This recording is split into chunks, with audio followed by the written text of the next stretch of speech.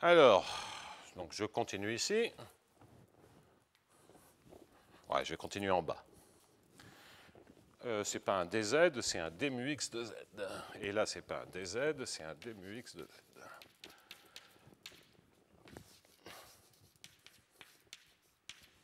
Bien. Alors, donc, si j'écris ceci, ce que j'ai, tout d'abord, j'avais un plus u multiplié par u. Ça, c'est le u carré, et j'en ai retranché un demi. Donc, j'ai plus 1,5. J'ai une intégrale, j'ai un d mu x de z, et donc ici, j'ai u carré de x, pour commencer. Ensuite, ce que j'avais a priori, c'était moins u de x plus z, que je n'ai pas réécrit. Donc, je l'enlève, et c'est un moins 2 fois u de x plus z, puisque j'ai mis un demi devant.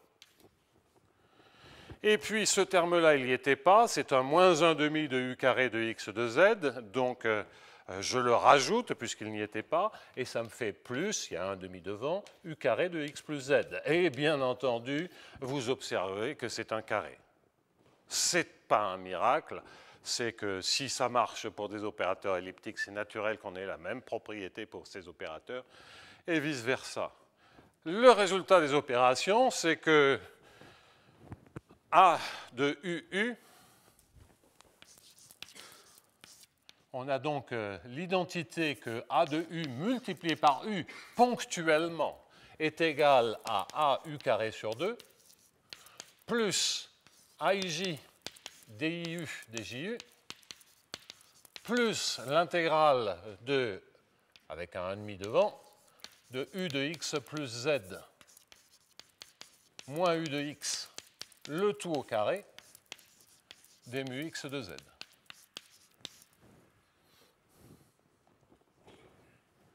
C'est-à-dire que c'est ce qui est rajouté par rapport à AU2 sur 2, c'est quelque chose de positif ou nul. Et bien entendu, lorsque j'intègre par rapport à m, comme A étoile m est égal à 0, ça tue ce terme-là. En d'autres termes, non seulement c'est positif, mais ça se calcule explicitement. C'est égal à AIJ DIU DJU,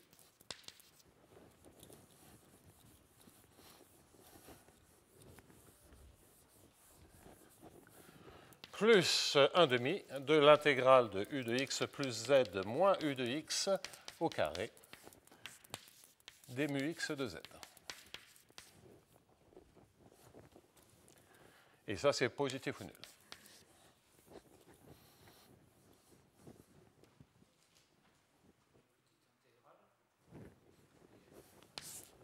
Merci. Pardon ? Le terme en B, il est là. Hein. C'est le moins BI DI 2 sur 2. Il ne crée rien, c'est exact. Un terme d'ordre 1, c'est la règle de dérivation d'une fonction composée. Là, il n'y a pas de souci. Donc, c'est positif ou nul. Qu'est-ce que ça veut dire que ce soit positif ou nul ? Ben, ça veut dire que le semi-groupe dans L de 2M, c'est un semi-groupe de contraction.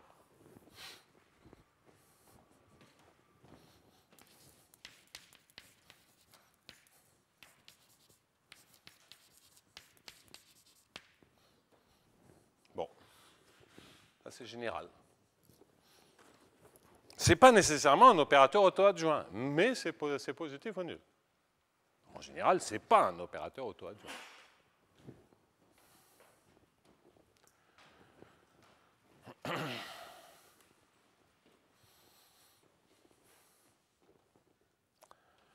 Alors ça, ben, il n'y a plus rien à faire parce que ce type de résultat-là, je vais redémontrer pour l'équivalence, je vais vous refaire une démonstration.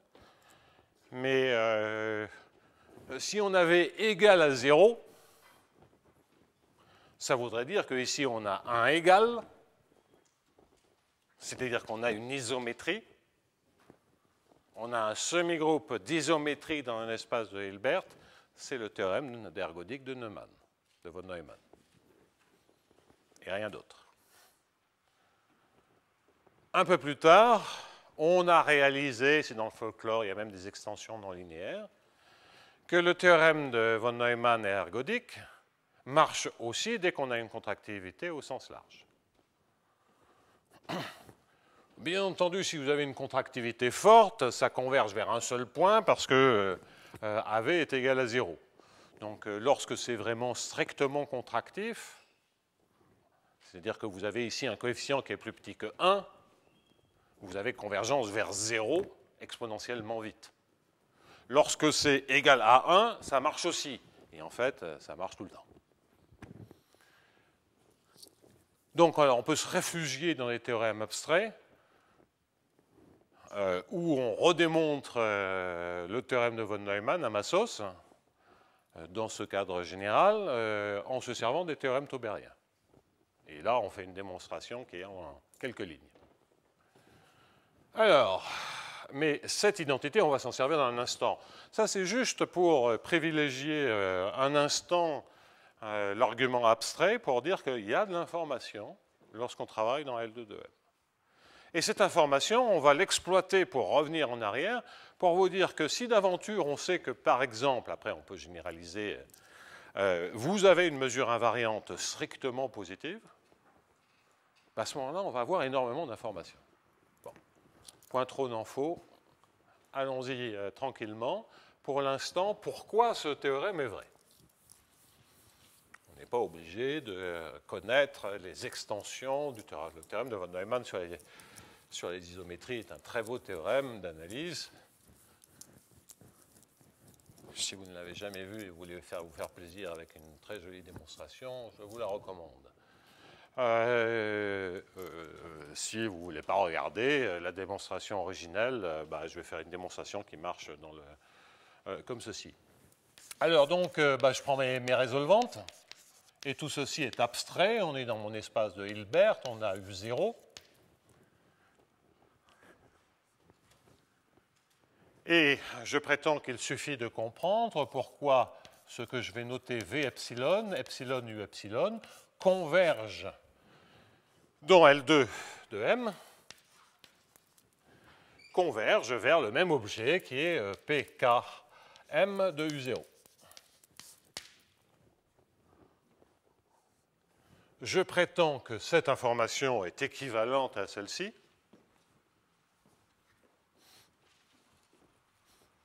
Ce qui est une manière de se débarrasser de ces moyennes de Césaraux qui sont en général un peu embêtantes à manipuler lorsqu'on veut faire de l'analyse. Et à nouveau, comme je l'ai rappelé il y a un instant, il faut pouvoir comprendre ce qui se passe dans ST de epsilon U epsilon moins U0.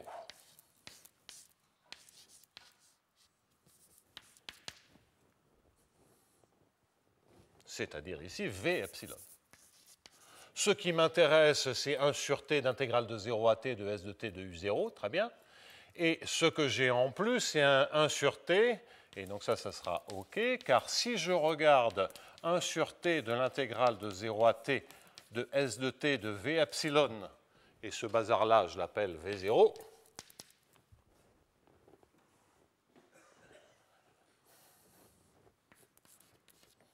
moins V0, mais V0, c'est aussi ST de V0, puisque c'est dans le noyau.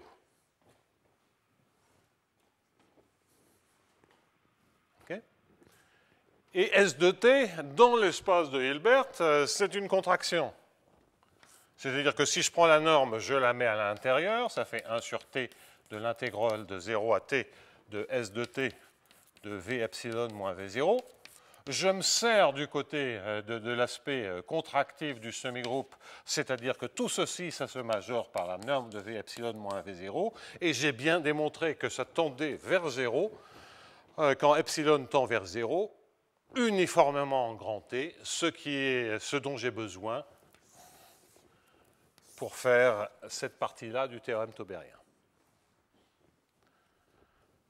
Donc je me débarrasse du semi-groupe, je me débarrasse des moyennes de Césaraux en regardant les résolvantes. Cette propriété sur les résolvantes m'assure la propriété sur les moyennes de Césaraux. Et ça, c'est reprendre la démonstration que j'ai faite lors du premier cours et d'observer que ça marche pareil grâce à la contractivité.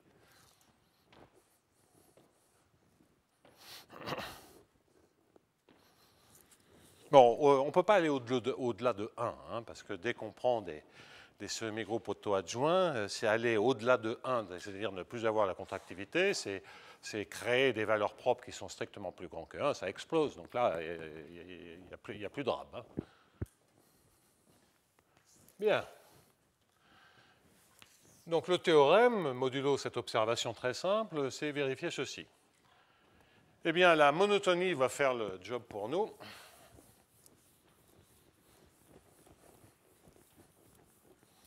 Donc ça, c'est un résultat, c'est une variante de quelque chose d'ultra connu sur les opérateurs monotones. C'est d'observer qu'on a AV epsilon plus epsilon V epsilon est égal à epsilon U0. J'ai multiplié par epsilon l'équation. Je me sers maintenant... Bon, pardonnez-moi. J'ai une borne dans l'espace de Hilbert pour epsilon V epsilon. Pourquoi? Parce que si je multiplie par V epsilon, eh bien j'ai positif ou nul, plus epsilon norme de V epsilon carré, ça c'est la monotonie, qui est égal à epsilon U0, enfin inférieur ou égal, à epsilon U0 de U0 scalaire V epsilon. Je note avec une barre la norme dans l'espace et le produit scalaire comme d'habitude. L'inégalité de Cauchy-Schwarz vous assure que epsilon V epsilon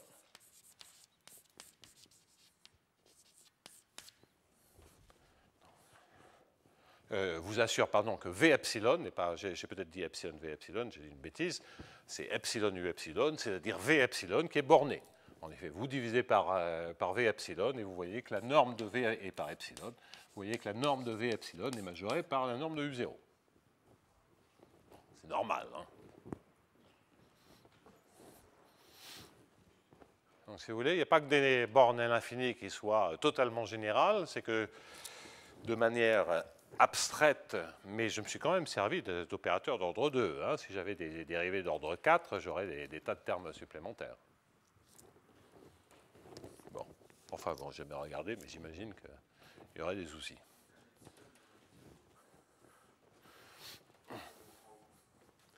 Non, là il n'y est pas. Et c'est epsilon U epsilon qui converge. D'accord? Bien, alors donc V epsilon en borne est majoré par U0. Et donc, quitte à extraire une sous-suite, je peux supposer que V epsilon converge faiblement vers un certain V. Et pour l'instant, c'est faiblement dans l'espace de Hilbert. Si j'identifie ce V, ça sera indépendant de la sous-suite. Et ça sera toute la famille qui converge. La monotonie, c'est dire quoi? C'est dire que A V epsilon moins A W, pour un W quelconque, V moins W, bon, pour un W dans le domaine de A, mais on va oublier ce genre de détails sans importance, quel que soit W.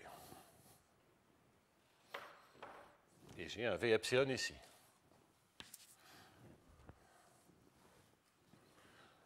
AV epsilon, qu'est-ce qu'il fait? Ben, AV epsilon, c'est epsilon U0 moins epsilon V epsilon qui converge dans L2, enfin dans l'espace de Hilbert, fortement vers 0. Là, c'est faible et là, c'est fort. Bon, ça, le passage à la limite pour trouver que c'est une solution.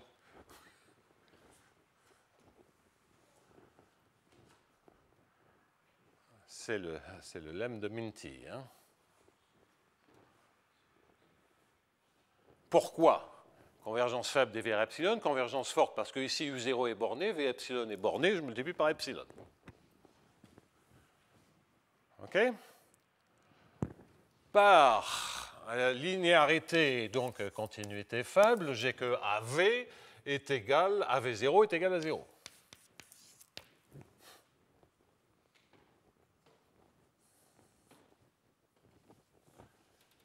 Donc, c'est bien dans le noyau, mais je veux identifier ça comme étant l'élément le plus proche de U0.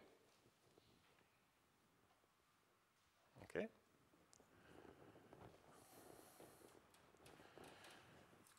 Maintenant, je prends un W qui est dans le noyau.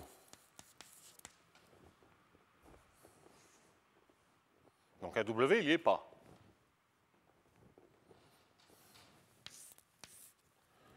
Je regarde ce qu'est AV epsilon.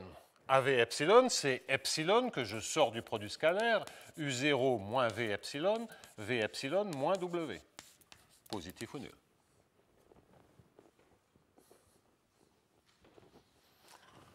Donc si j'enlève le epsilon, c'est toujours positif ou nul.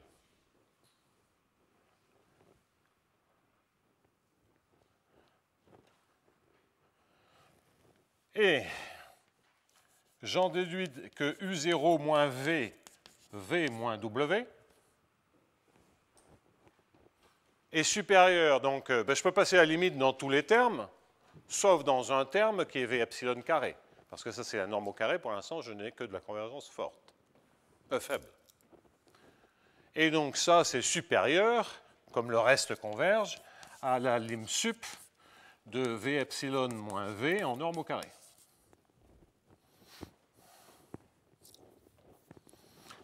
C'est pas du, enfin, c'est vrai, ce que je dis est vrai, mais je vais beaucoup trop vite.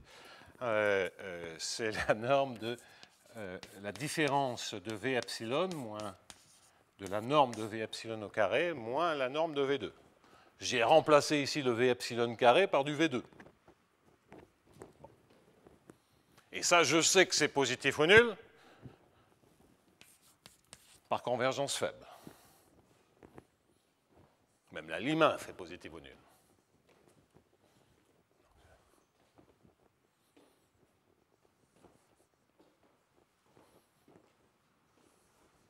Et ça, quand vous regardez le signe, qu'est-ce que vous êtes en train de dire?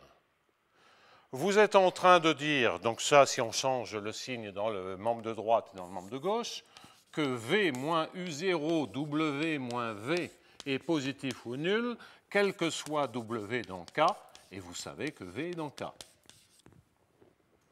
Vous êtes en train de dire que la différence V moins U0 fait un angle aigu avec la différence de deux points, la W moins V en K, et ça c'est la caractérisation de la projection sur K de U0.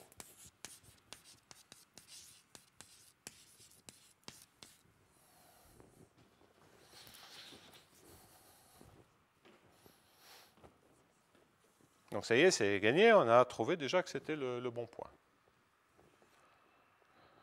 Voilà, alors ensuite,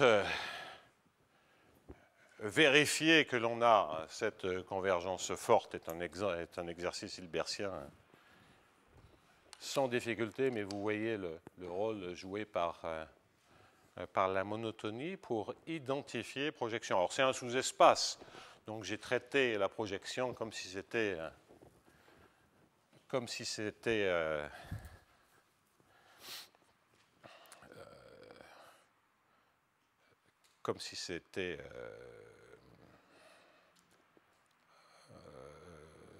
un ensemble convexe quelconque. Oui, en fait, si vous voulez démontrer la convergence forte, il suffit de prendre W égale V. Hein. Si vous prenez ici W égale V, ça vaut 0. Et donc,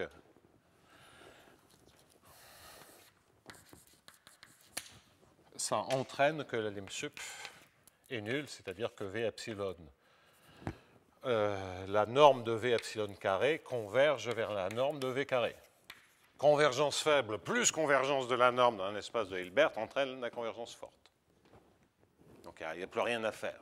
C'est le jeu hilbertien classique de la monotonie. Bon, alors ça, c'était bien connu lorsque U0 vaut 0. Qu'est-ce qu'il y a, Claude, Pierre? Ça s'agite dans les travées. J'ai rien compris. L'espace L2 de Dm pour des mesures M irrégulières, il a toutes les bonnes propriétés pour appliquer les théorèmes de convergence faible, etc. Oui, on sait, on est passé dans un espace de Hilbert, d'accord? Donc, tout ce que j'ai fait ne dépend de rien. La seule chose, c'est pourquoi j'ai le droit de dire que AV epsilon converge faiblement vers AV. Donc, pourquoi est-il faiblement continu dans cet espace de Hilbert? Il suffit de vérifier qu'il est fortement continu. Et j'ai regardé L de 2M comme étant le complété pour la norme des fonctions C infini. Donc il suffit de vérifier qu'il est continu sur les fonctions C infini. Et sur les fonctions C infini, le A, il converge dans C infini ou uniformément, j'intègre par rapport à n'importe quelle mesure. D'accord? Il y a quelque chose à vérifier.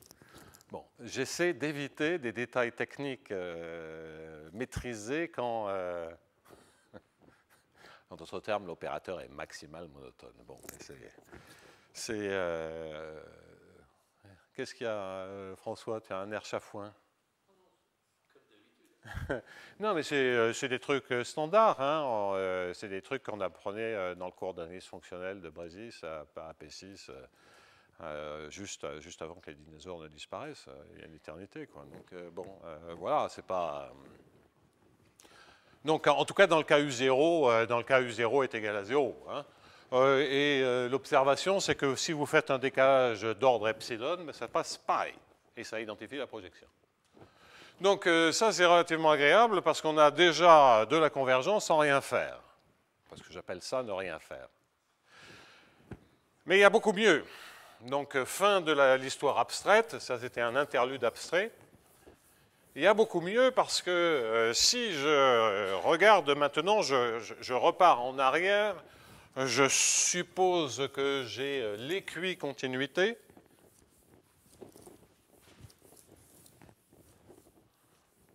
Qu'elle soit globale dans un domaine compact ou locale dans RD, et que je suppose en plus que j'ai une mesure, et puis pour simplifier, je vais supposer que cette mesure est strictement positive, au sens qu'elle est minorée, localement. Donc maintenant, je mets des hypothèses. Donc, hypothèse. Il existe une mesure invariante, A étoile M égale à 0, mais je veux supposer que l'inf normalisée, et non seulement elle est positive, mais je vais supposer qu'elle est supérieure presque partout à un alpha R si X est dans une boule de rayon R.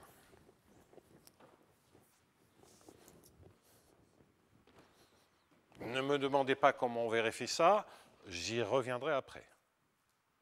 Alpha R strictement positif. J'ai déjà indiqué que dans un certain nombre de situations, on la connaît explicitement. Dans tous les cas à coefficient constant, vous pouvez prendre M égale à 1. Sur un domaine compact ou borné. Si vous avez une manne aussi d'ailleurs. Dans un domaine borné. Bien, alors donc, je fais cette hypothèse et je rajoute, donc remarque, enfin c'est quand même un peu plus qu'une remarque,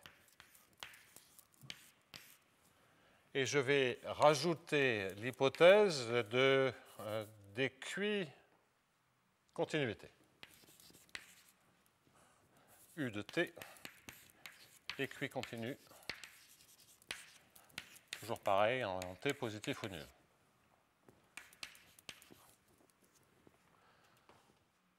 Et cette remarque, je vais surtout la travailler dans RD.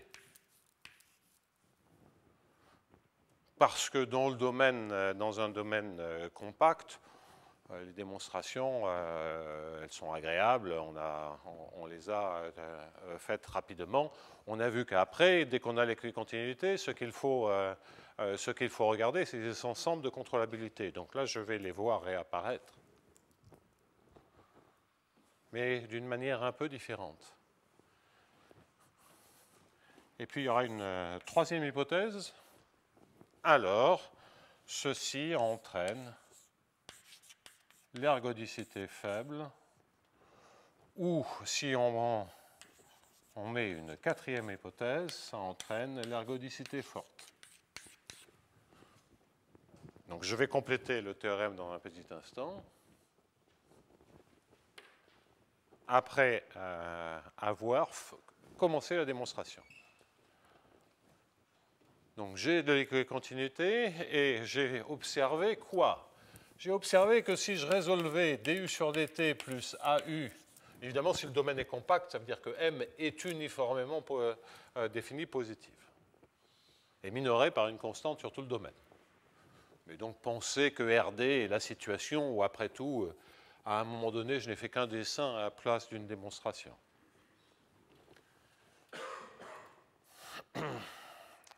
Alors, du sur dt plus AU est égal à 0. Ça, c'est mon semi-groupe. Ce que je viens de voir, c'est que d sur dt de la norme m au carré, non, L de 2m, c'est pas du tout ça. Donc, le m est en bas et le haut est en haut, et le 2 est en haut. C'est le carré. Plus, eh bien, le terme de dissipation D est égal à 0. Où D, c'est quoi? C'est un truc positif ou nul, qui est l'intégrale sur M. Et là, il n'y a pas de problème de justification. Pensez que je démarre avec un U0 qui est C infini. Donc, pour tout temps fini, tout est très régulier. On n'a pas besoin de C infini, mais c'est juste pour bien vous faire comprendre qu'il n'y a pas de difficulté là. Intégrale sur M de l'intégrale spatiale, de l'intégrale, je dis n'importe quoi, de AIJ de la quantité qui est AIJ DIU, DJU, plus l'intégrale de 1,5 pour l'opérateur de saut. Je mets tout en même temps, U de x plus z moins U de x au carré, d mu x de z. Et tout ceci, c'est une intégrale par rapport à dm de x. Un peu long à écrire, mais ça ne présente pas de problème. Bien. Ouais.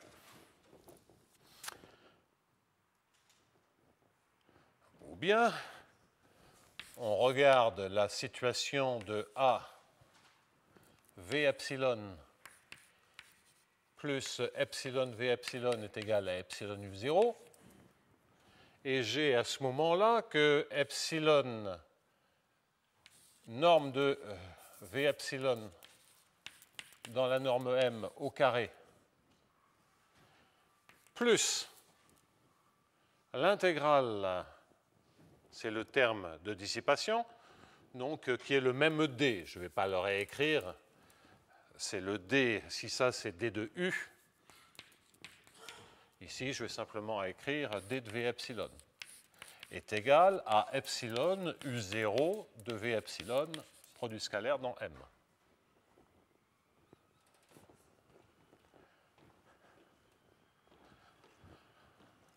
Alors, commençons par l'ergodicité faible, même si pour l'ergodicité faible, on a fait des choses tout à fait complètes et générales. Mais dans le cas d'un RD, vous noterez que je ne fais pas d'hypothèse C. Implicitement, l'hypothèse C, elle est contenue dans l'hypothèse sur l'existence d'une mesure invariante dans RD tout entier. On avait vu que c'était des conditions équivalentes modulo Harnack. Donc tout ceci, c'est des variantes infinitésimales.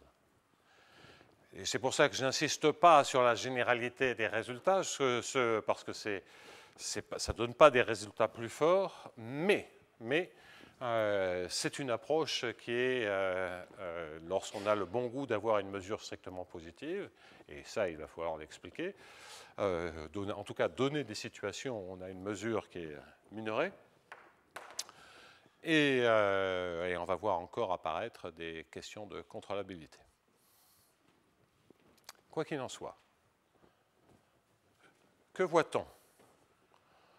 On voit que si on s'intéresse à l'ergodicité faible, vous voyez que nécessairement, D de V epsilon, il doit tendre vers 0. Okay.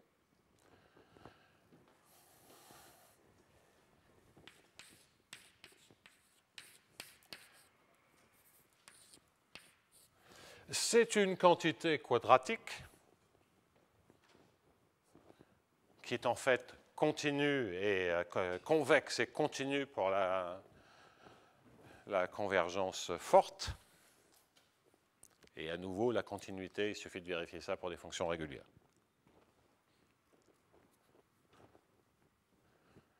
Donc, d de v epsilon converge vers 0. Ça veut dire que d de v0, le v0 que j'ai établi tout à l'heure, qui est la projection,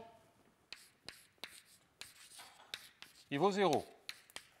Hein, parce que c'est grâce à la convexité, la lim inf de d de v epsilon est supérieure ou égale à d de v0.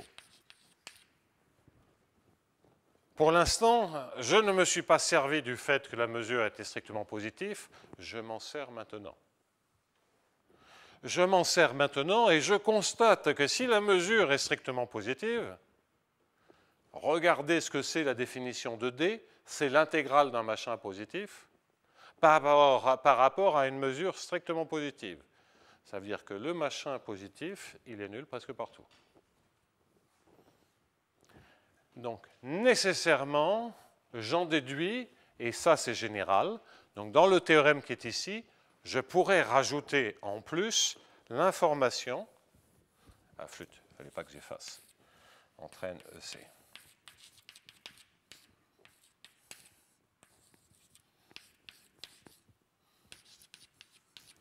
Donc, si j'en ai envie et que je note toujours V0 ceci, je peux rajouter et d de V0 est égal à 0.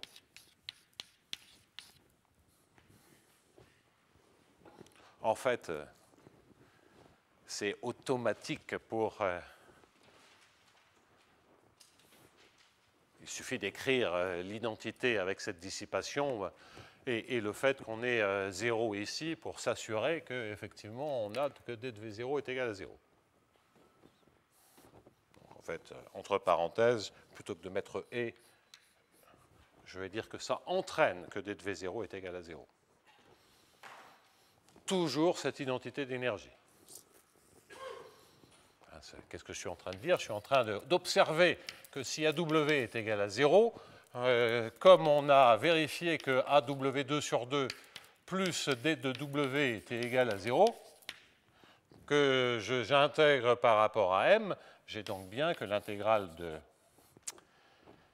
Oui, mais d de W, tel que j'ai écrit les choses, c'est avec l'intégrale de M. Enfin, donc, c'est un terme petit t de W qui est le terme AIJ, DIJ, DI, DJ, plus le terme de saut avec le carré de la différence. Et le grand D de W, c'est l'intégrale par rapport à dm de D de W. Et donc, on voit que ceci, nécessairement, est nul. Donc, tout élément du noyau vérifie que le terme de dissipation est nul. C'est logique. Hein, pensez physique, mécanique, vous prenez un élément, un état d'équilibre, la dissipation d'énergie, elle doit être nulle. Sinon, ça ne serait pas un état d'équilibre. Bon. Dans le cas, maintenant, hein, c'est toujours sur l'ergodicité faible, c'est-à-dire les moyennes de Césaro ou les limites de résolvante, dans le cas où la mesure est strictement positive,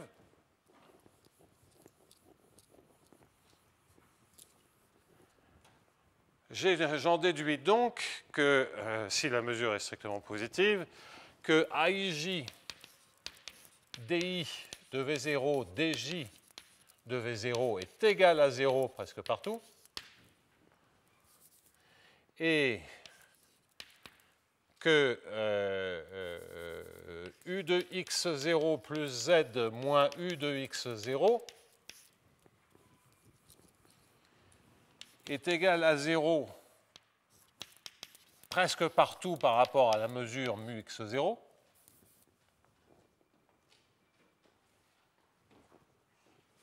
Et presque partout, donc en particulier sur le support de la mesure.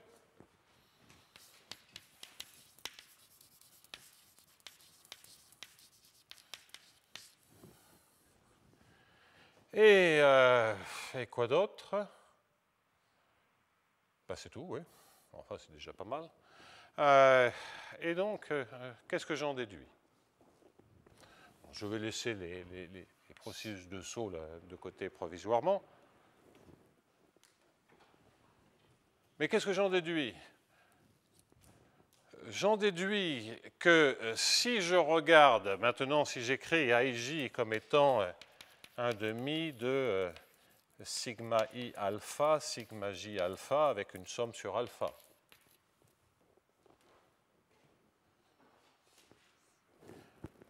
AIJ DIV0, DJV0, c'est quoi? Bah, c'est sigma alpha transposé, gradient V0,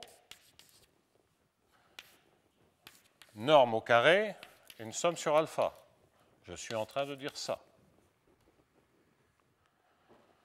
Donc cela veut dire que sigma transposé pour chacun des sigma alpha, les sigma alpha transposés gradient V0, ils sont égaux à 0 presque partout. C'est la même chose que ceci. Donc, ce que je veux dire, c'est que j'ai une information quadratique. Cette information quadratique me dit bien sûr que le long d'un certain nombre de champs de vecteurs, j'ai l'annulation du gradient. Ces champs de vecteurs, bah, correspondent à n'importe quelle colonne d'une racine carrée rectangulaire de la matrice AIJ.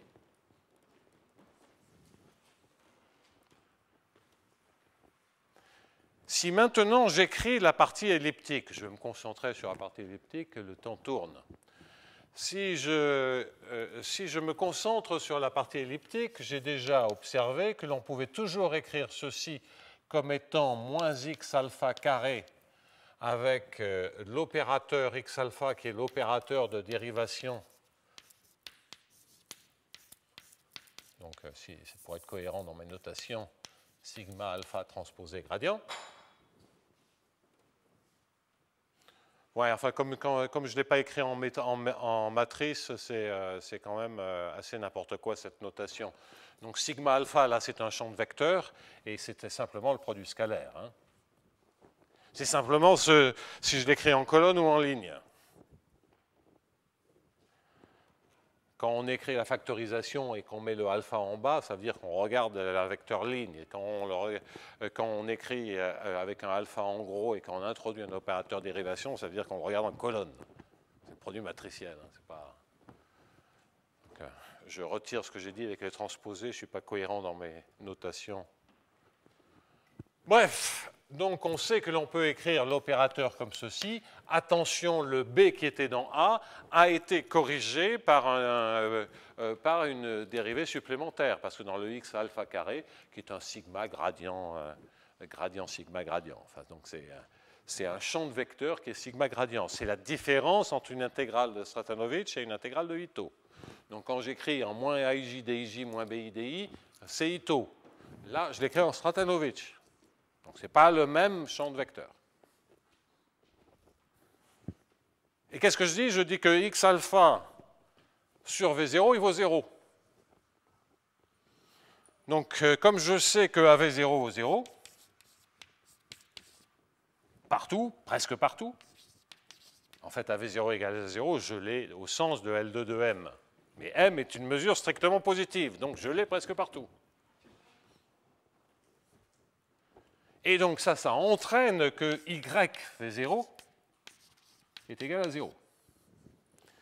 Et là, j'ai extrait de l'équation l'annulation de tous les champs de vecteurs. C'est-à-dire que tous les champs de vecteurs qui apparaissent dans l'opérateur rendent V0 nul. Je ne peux pas espérer mieux en termes d'information sur la limite, puisque je dis que pour tous les champs de vecteurs, c'est nul.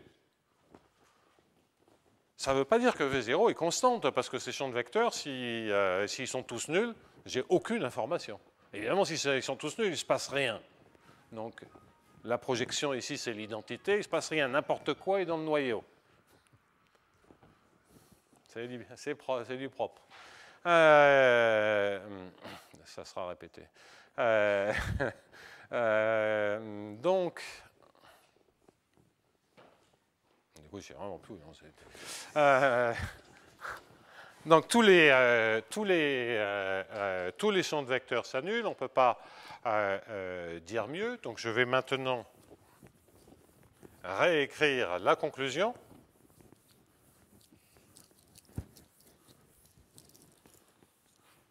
Bon, si on a un opérateur de saut, on va savoir qu'effectivement U0 est égal à U0 de x plus z sur tous les supports, les éléments, les points du support, et que ça c'est vrai presque partout en x. Comme on a la continuité, grâce à l'équicontinuité, ça sera vrai partout. Donc, grâce à la continuité de V0, la conclusion, c'est quoi? C'est que, sans rien s'y poser de plus, grâce à la seule hypothèse que la mesure invariante est strictement positive, j'en déduis que le V0, dont je sais déjà qu'il existe, hein, les résolvantes ont une limite, ce que je veux démontrer, c'est que c'est une constante. Si c'est une constante, c'est gagné. Et je sais que V epsilon converge uniformément vers 0 parce que j'ai de vers V0 parce que j'ai de l'équicontinuité. C'est plus qu'une convergence dans L2. On en avait bien vu, hein, je vous avais donné des exemples montrant que des convergences plus faibles que l'uniforme, c'est délicat à manipuler. Donc la convergence dans L2 de DM, ça vaut ce que ça vaut, mais pas énormément. Mais si j'ai de l'équicontinuité, et comme M est strictement positif, la convergence uniforme entraînant la convergence dans L2 de DM,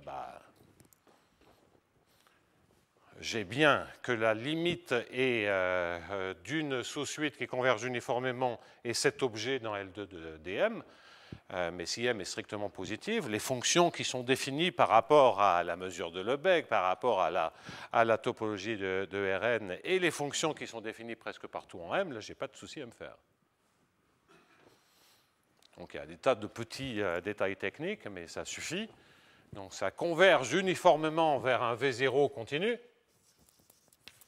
qui est égal à la projection dans l'espace de Hilbert sur K de U0, en tout cas égal presque partout.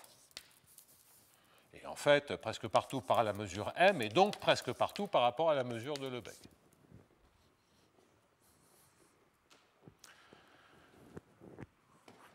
Et je sais de plus que sigma alpha gradient V0 est égal à 0, on pourrait dire presque partout.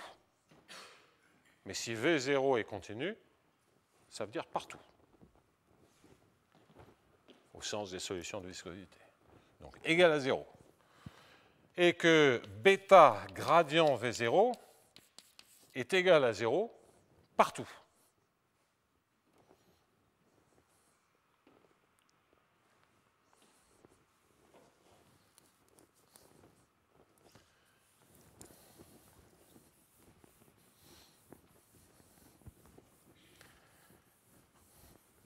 Bon, c'est bien.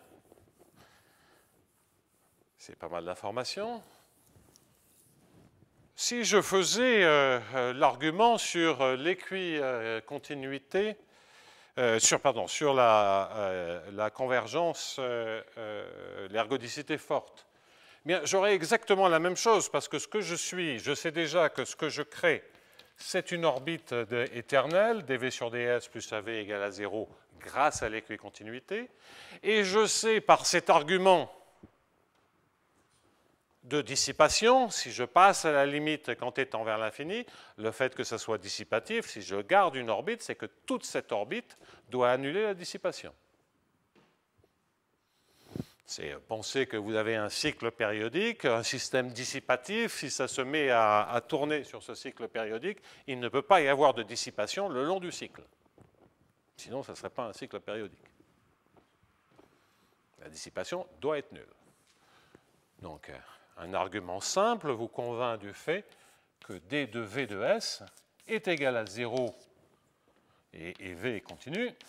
d de v de s est égal à 0 quel que soit s. Donc cet argument de dissipation, pour l'ergodicité forte, vous donne le même genre de conclusion. Mais attention, il y a un d sur ds. La conclusion pour ergodicité faible, elle est là. La conclusion pour ergodicité forte, elle est ici. c'est de dire que les U de t, U de t plus grand t, quand grand t tend vers l'infini, va converger vers une fonction v de t, ou v de s, qui est cette orbite infinie, qui a les bonnes propriétés de continuité comme auparavant, et qui vérifie que sigma alpha gradient v est égal à 0 partout, pour la même raison que précédemment, mais elle vérifie non plus que bêta gradient v est égal à 0, mais c'est ce qui reste dans l'équation, mais il y a le dv sur ds. Donc c'est dv sur ds plus gradient v est égal à 0. Et c'est vrai partout. Si vous avez des sauts, je les rajoute ici, vous saurez que V0, toujours grâce à la continuité, que V0 est égal, V0 de x est égal à V0 de x plus z, partout en x, quel que soit x et quel que soit z dans le support de mu x. Donc je le mets entre parenthèses, et ici, entre parenthèses, je mets que V0 de x est égal à V0 de x plus z. Ben, je répète, hein, quel que soit x, quel que soit z dans le support de mu x. Alors, je récapitule, parce que comme je suis un peu perturbé aujourd'hui, je voudrais... je suis sûr que je suis nettement plus confus, encore plus confus que d'habitude. Donc, le point, c'est que grâce à la dissipation, d'une part, la dissipation doit s'annuler à la limite. La dissipation doit s'annuler sur l'orbite limite. On récupère, et en se servant de l'équicontinuité, le fait que tout ce qui rend la dissipation nulle, enfin positive, doit s'annuler, c'est-à-dire les sigma alpha. Que sur l'opérateur de saut, tout ceci s'annule. OK? Bon, donc ce qui reste dans l'équation, c'est bêta gradient V0. Pas tout à fait exact, il y a une contribution de l'opérateur de saut en termes du premier ordre qui intervient dans les champs de vecteurs, mais enfin bon, vous écrivez l'équation et vous retrouvez l'information. Je vais me concentrer sur le cas uniformément elliptique. Alors,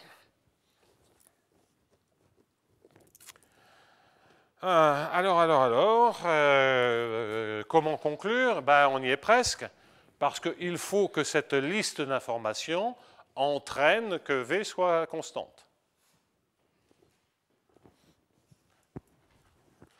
Alors, est-ce qu'on peut un peu les exploiter avant de dire, ben, ça c'est mon hypothèse, parce que c'est bien gentil, mais comment on vérifie ça?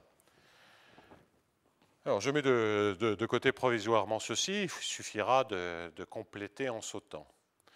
Peut-être aurais-je dû écrire le lien entre bêta, je l'ai déjà écrit, mais je vais le refaire, et moins bêta, moins BIDI. Ça, c'est l'écriture Ito, et l'écriture ou l'écriture opérateur du second ordre écrit non sous forme conservative. Et le même opérateur écrit en forme de Hormander, c'est moins sigma alpha gradient,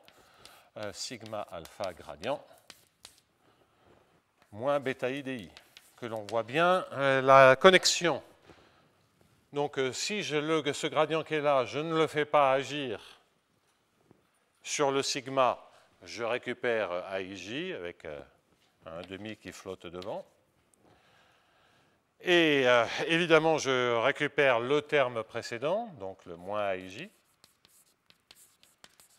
Et puis, là, le terme supplémentaire, c'est lorsque je fais taper le gradient sur sigma alpha, et je récupère donc moins 1,5 sigma alpha appliqué à gradient, sigma alpha gradient appliqué à sigma alpha. Ça, c'est un vecteur que je fais appliquer sur le gradient. Donc la moralité, c'est que bêta, bêta plus ce terme supplémentaire est égal à B. Donc le passage de l'un à l'autre, c'est bêta est égal à B moins 1,5 de sigma alpha gradient sigma alpha. Cette notation signifiant que l'on somme sur tous les alphas. Bien, donc ça c'est pour être tout à fait précis sur le type d'information. C'est le bêta qui apparaît dans la définition des C de X et des C de XT.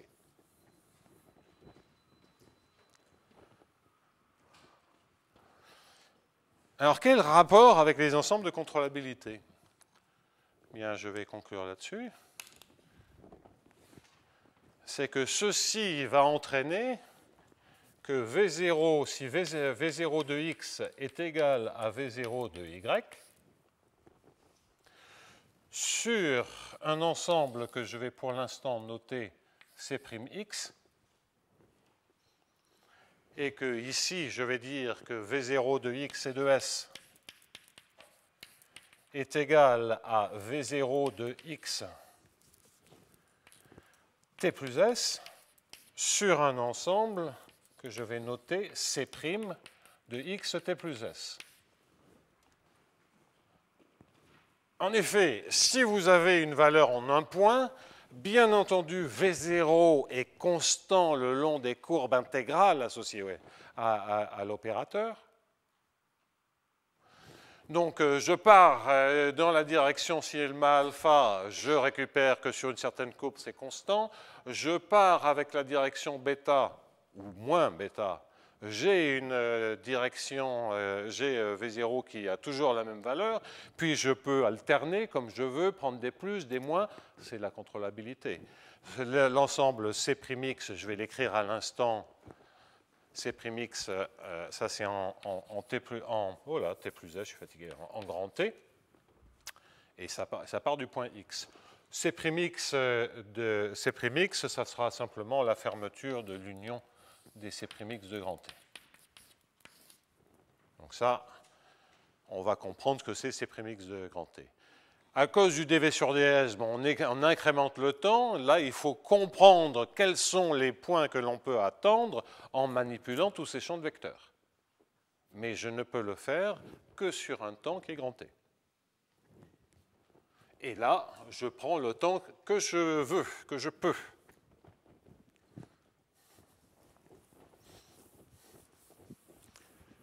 Ça, c'est exactement l'analogue de ce que l'on a déjà vu.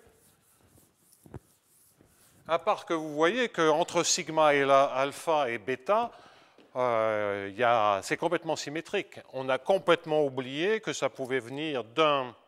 Non, là j'ai dit une bêtise, pardonnez-moi. Il va falloir que je définisse C'X, c'est pas la même chose, c'est pas cette union. Donc là c'est une grosse bêtise. Alors donc, c'est la grosse nouveauté par rapport à ce que l'on faisait avant. Avant, on avait un point de maximum, on le faisait propager sur un ensemble de contrôlabilité, mais il y avait un sens du temps. Le sens du temps, il était lié à l'aspect second ordre. Quand j'écris ceci, toutes les informations sont sur le même plan, il n'y a plus de temps. Et donc là, j'ai gagné quelque chose, en apparence. Ce que j'ai gagné, c'est que l'ensemble C'X, c'est l'ensemble des points et sa fermeture, donc il y aura une barre dessus, c'est l'ensemble des points Z tels qu'il existe un contrôle, c'est-à-dire U alpha dans L2 de 0T. Et si je deviens gâteux, je dis T, j'écris 1, je veux dire 1. Donc si je deviens gâteux, ce n'est pas une erreur quand même là. Donc s'il existe un alpha qui est dans L2 de 0, 1, et il existe, je vais l'écrire avec un U tilde qui est dans L2 de 0, 1, tel que si je résous x point égale sigma alpha de x U alpha plus bêta de x U tilde dt, avec x de 0 égale petit x, c'est le point de départ. Donc pensez à un grand X pour qu'on n'ait pas de confusion entre les grands X et les petits x. Eh bien, z est égal à x de 1. Alors on va me dire, mais le temps, là, il a disparu. Ben oui, le temps, il a disparu. Parce que je mettrai ici un grand T strictement positif ou 1, c'est la même chose. Pourquoi? Ben, il suffit de changer d'échelle le temps. À partir du moment où vous avez droit à des contrôles partout, vous pouvez faire des changements de temps.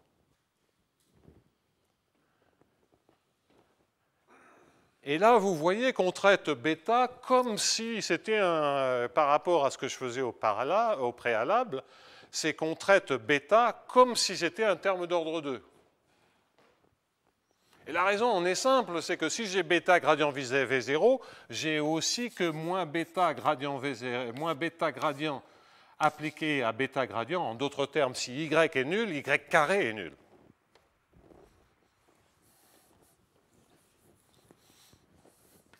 Y V0 égale à 0 entraîne y carré V0 égale à 0. Donc je suis ramené en regardant y carré à la situation que j'avais auparavant en n'ayant que des termes d'ordre 2. Si j'ai un opérateur de saut, j'aurai la possibilité dans l'ensemble, j'aurai la possibilité de sauter. Bon. Si j'ai un opérateur de saut, ce n'est pas indépendant du temps. Donc je vais pas, là, il faut rajouter la fermeture, etc. Je n'ai plus droit à faire complètement l'invariance en temps. Donc, dans le cas où j'ai que des AIJ, le temps ne joue aucun rôle. Lorsqu'il y a un opérateur de saut, il faut prendre la réunion, prendre tous les temps possibles. Quoi qu'il en soit, donc voilà pourquoi on a cette propriété. Et on voit que la manière dont je traite le terme d'ordre 1 fait que cet ensemble, il est a priori un peu plus grand que l'ensemble que je regardais. La différence, c'est quoi? C'est que fondamentalement, non seulement je peux partir avec plus bêta, mais je peux partir avec moins bêta. Okay. Et c'est essentiellement la seule différence en termes de contrôlabilité. Dans l'exemple précédent, dans la démonstration précédente, le temps s'écoulait je ne pouvais aller que dans le sens positif du flot en bêta. Là, je peux aller dans le sens négatif du flot en bêta. Et ça, c'est lié au fait que je me suis servi d'informations sur la mesure invariante. Parce que la mesure invariante, comme on le verra la semaine prochaine, c'est lié à l'opérateur adjoint. L'opérateur adjoint, il correspond à l'évolution réciproque en termes de dynamique. Donc, on remonte le cours de temps. Donc, si on se sert d'informations, on remonte le cours du temps. C'est comme ça qu'on peut rapatrier de l'information où bêta s'écoule de manière négative. Alors ça, je vais revenir dessus parce que ces histoires de renversement de temps, de mesures invariantes, d'aller en temps positif, en temps négatif, il va falloir bien comprendre comment ça marche. Mais je veux pointer sur l'information et conclure sur le théorème. Il y avait un petit 3 où je devais rajouter une hypothèse. L'hypothèse, c'est quoi? Et conclure à l'ergodicité faible. C'est quel que soit x différent de y, c' de x intersecté avec c' de y et non nul, et non vide. La condition 4, c'est quel que soit x différent de y, c' de x et de t, bon, enfin là, c'est toujours pareil, il va falloir rajouter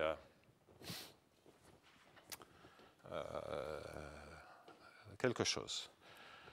Alors, ça, c'est, je n'ai pas défini c' x de t, mais c' x de t, en fait, c'est égal, dans ce cas-là, à c de x et de t.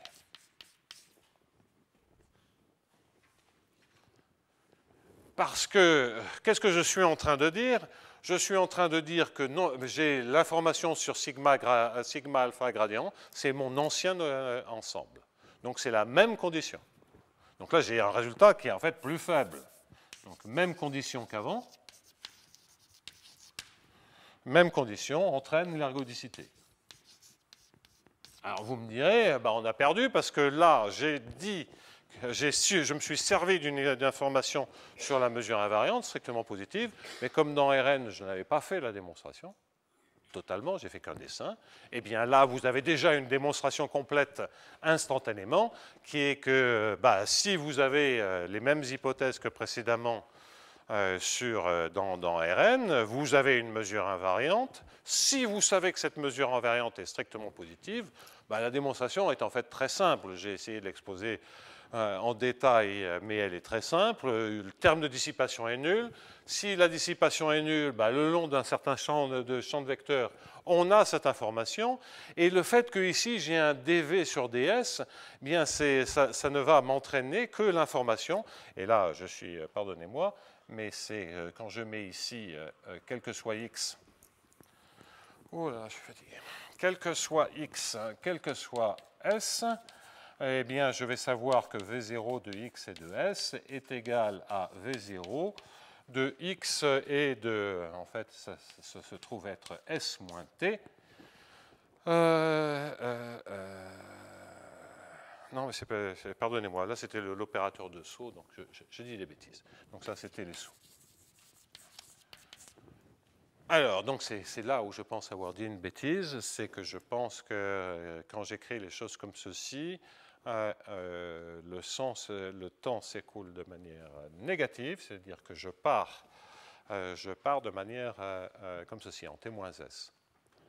Qu'est-ce que je suis en train de dire? C'est que prendre une évolution dans laquelle j'ai le d sur ds, c'est simplement suivre le temps.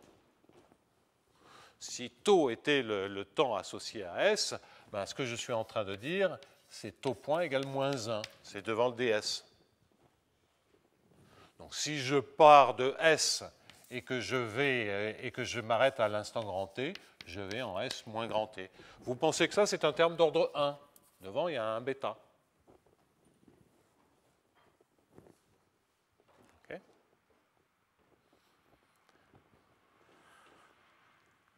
Et j'ai donc cette information. Bon, je vais m'arrêter là. Et en tout cas, on voit qu'on a récupéré l'ergodicité. Mais il y a cet argument général qui est d'une certaine manière assez connu dans les systèmes dynamiques. On sait plus ou moins que lorsqu'on a un système du premier ordre et qu'on a une mesure invariante, par rapport à les espaces d'intégration par rapport à cette mesure invariante, font du flot une isométrie. Bon, ça c'est parce que c'est un terme d'ordre 1. Le terme d'ordre 2 induit une dissipation dans l'espace associé à la mesure invariante. Et c'est ce dont je me suis servi à tour de bras pour avoir un résultat, entre guillemets, abstrait, général, sur l'identification de la limite des moyennes de Césaraux, et ensuite pour dire que les états d'équilibre doivent annuler la dissipation, et que donc on en déduit avec un espace un peu plus gros, et il faudra comprendre les différences entre aller avec le signe plus, aller avec le signe moins, ou aller dans les deux sens, en termes de contrôlabilité. Et on retrouve le résultat. Bon, ça, je reviendrai sur ce dernier point que j'ai traité beaucoup trop rapidement. Je vous abandonne un peu tardivement, enfin j'arrête le cours un peu tardivement, et séminaire dans quelques instants.